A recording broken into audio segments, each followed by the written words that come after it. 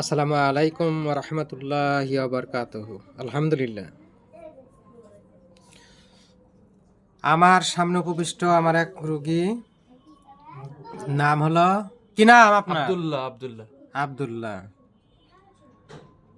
আচ্ছা, আব্দুল্লাহ সাহেব, গ্রাম হলো সাতিয়ানতলি, হ্যাঁ। সিরাজগঞ্জ সাতিয়ানতলি। আলহামদুলিল্লাহ, আমার এই রোগীর প্রথম যে একটা সমস্যা ছিল সেটা হলো ছোটবেলা থেকে ওনার একটা খিঁচুনি ছিল। আর দ্বিতীয় নাম্বার হলো সেক্সুয়ালের একটা সমস্যা, যার কারণে একের পর এক 4টে বিয়ে করার পরেও স্ত্রী থাকে না, কোনো মাইন্ড নাই। পেশাবে জ্বালা পড়া, আর প্রসব করার পরে কোদ দিলে পারে সেটা এক ধরনের সিমেন্ট বের হইতো। স্বভাবত এই রোগীটাকে আমি দেখছি 13, 12, 25, দেখেন 13, 12, 25। আপনার খিঁচুনি, আমি যতটুকু জানি আপনার একদিন পর পরে আপনার খিঁচুনি হইতো ওষুধ না খেলে। হ্যাঁ, ওষুধ না গেলে ওঠে উঠছে। আপনার তো ছোটবেলা থেকেই ওষুধ খেতেছেন এলোপাতি। হুমুতে ছোটবেলা থেকে হুমুতে খাই। ছোটবেলা থেকেই হোমিওপ্যাথি ওষুধ খান? হ্যাঁ, এই খিঁচুনির জন্য এলোপাতি খান না? খাই নাই তো এলোপ্যাথি খায় না, ওই হোমিওপ্যাথি খাইছে ডাক্তার শুক্রবারের কাছ থেকে খাইছে। ছোট থেকে জন্মের থেকে শুক্রবারের ওষুধ খায়, হোমিও ওষুধ খায়। হ্যাঁ, ছোটবেলা থেকেই হোমিও ওষুধ খায় খিঁচুনির উপরে। হ্যাঁ হ্যাঁ, খাইলে ওঠে না, না খাইলে ওঠে। একদিন খাইবো না, পরের দিন সকালে খাইবো না, বিকেলে ওই মির্গি বেড়া খিঁচুনি হয়। হ্যাঁ হ্যাঁ, আর ওষুধও খাইলি ওই নিয়ন্ত্রণে। তাহলে হোমিও ডাক্তারের ওষুধ খায়, একদিন যদি না খায় তাহলে খিঁচুনি হয়। হ্যাঁ হ্যাঁ হ্যাঁ, এজন্য ওষুধ খাওয়ার ভিতরেও হয়। হ্যাঁ, ওষুধ খাওয়ার ভিতরে হয়েছে। হ্যাঁ, কিন্তু আপনার ওষুধ 1 মাসের মধ্যে খাইতেছে, আর মধ্যে ওঠে নাই। আচ্ছা, ঠিক আছে, আমি ওইটাই জানতে চাচ্ছিলাম যে আপনি ওষুধ খাওয়ার কালীনে তো একদিন 2 দিন পর পর হয়? হ্যাঁ হ্যাঁ, মাঝে মধ্যে হয়েছে, হয় না? হ্যাঁ হ্যাঁ। আর ওষুধ দিয়েছিল আপনি 7 দিন পরে, আজকে 2 দিন খাইছি, 7 দিন বন্ধ দিবে। 7 দিনের মধ্যে একদিন আর উঠে আছে, উঠছে। মানে ওষুধ চলতে আইছে, খিঁচুনি হইতে আইছে। হ্যাঁ হ্যাঁ হ্যাঁ। তাহলে তো আমার ওষুধের কাজ করে নাই। কাজ করলে আর কি খিঁচুনি হইতো?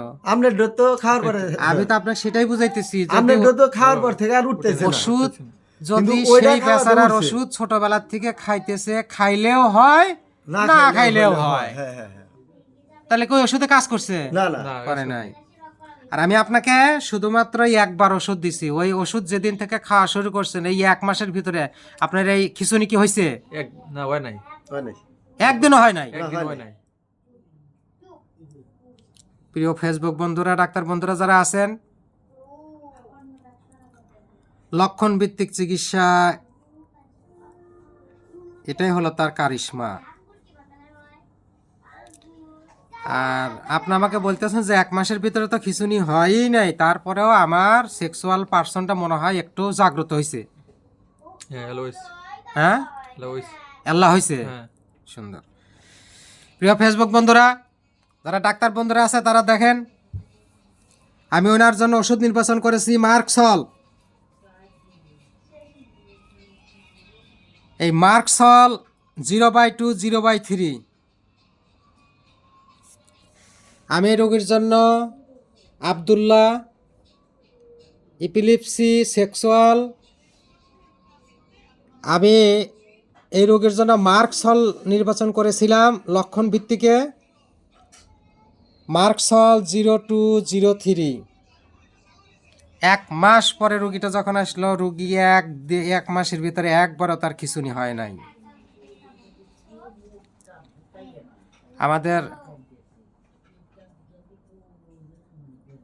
বাংলাদেশের অনেক মানুষ আছে যারা হোমিও বিশ্বাস করে না। বাস্তব অনেক রুগী আছে, ফোন দিয়ে কয় কি, ডাক্তার সাহেব খিঁচুনি ব্যারাম কি ভালো হয়? আমি বলি যে হ্যাঁ হয়, বিশ্বাস করে না।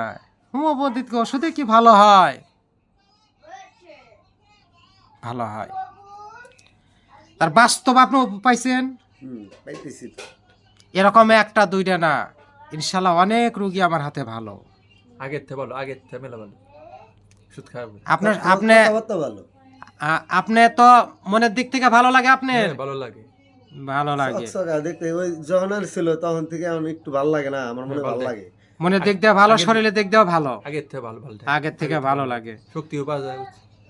প্রিয় বন্ধুরা, থর থরে কাঁপছে মেলার সময়, হঠাৎ করে আমি কয়দিন হলো আমার কাছে যাই, আমি ওই জিনিসটা দেখি না যে তার সমস্যাগুলো হয় কিনা একটু বা উঠতেছে মানে কিনা, বোঝা যায়, ওই জিনিসটা ওই জিনিসটা আর বোঝা বোঝা যায় না। যাইতেছে না। আলহামদুলিল্লাহ, অনেক ধন্যবাদ প্রিয় ডাক্তার বন্ধুরা যারা আছেন।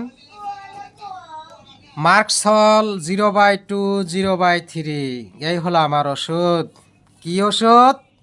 লক্ষণ ভিত্তিক ওষুধ। রোগীর কাছে আমি মার্কসলের যে লক্ষণগুলো পেয়েছিলাম, সমস্ত লক্ষণগুলাই ছিল মার্কসলের, তাই আমি মার্কসল প্রেসক্রিপশন করেছিলাম। মাঝে মাঝে কাঁপি, মাঝে মাঝে আলহামদুলিল্লাহ, আমি ওনাদের কথা দিয়েছি, এই মার্কসলেই এই রোগ একবারে ভ্যানিশ হয়ে যাবে, শেষ হয়ে যাবে ইনশাআল্লাহ তাআলা।